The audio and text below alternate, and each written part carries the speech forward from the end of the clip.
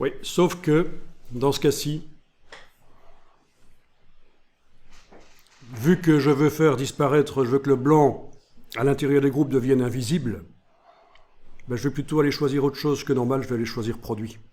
Voilà, produit, c'est l'effet de superposition que je cherchais. Le groupe du dessus est en mode produit, quand on superpose au reste, ça calcule. Il faut un peu de temps pour que ça vienne, hein. Là, ça rame. Je pense qu'au niveau... Voilà, il a fallu que j'enlève l'œil en face ici chez moi et que je le remette pour que ça recalcule bien. Donc ça peut être très intéressant. Encore une fois, bon, là, c'est pas génial, c'est un peu pourri comme résultat, mais bon. Ça vous permet de faire des compositions, des affiches, pourquoi pas. Moi, vous voyez qu'il y avait plusieurs choses à connaître pour arriver à faire ça.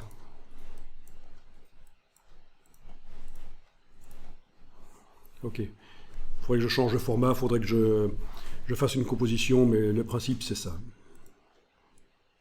Donc, ceux qui sont assez avancés dans la technique de transformation en deux niveaux peuvent éventuellement commencer à tester ça, et ça va pouvoir servir à faire des choses un peu dans le style Andy Warhol, éventuellement. Je vous avais montré la fois passée. Bon, voilà, pour ceux qui ne se souviennent pas, vous avez ces effets multicolores. Vous pouvez faire des tests de superposition de couleurs. Ça peut être... voilà, il y a plein d'ouvertures possibles avec cette technique-là. Évidemment, là, il y a du boulot qui a été fait. Ça demande quand même plusieurs heures si on veut essayer de reproduire ça, plusieurs heures, plusieurs dizaines de minutes, en tout cas si on veut essayer de reproduire ça convenablement en infographie, ce genre d'effet, et obtenir des choses sympas.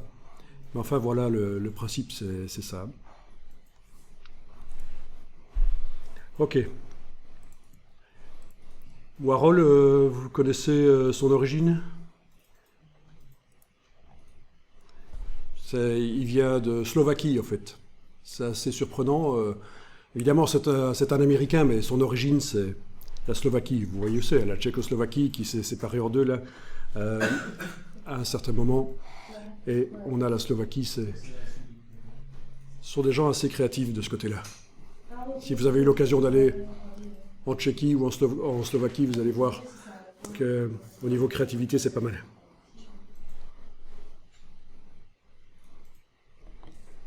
Deux autres artistes tchèques connus. Je ne sais pas si vous connaissez Egon Schiele.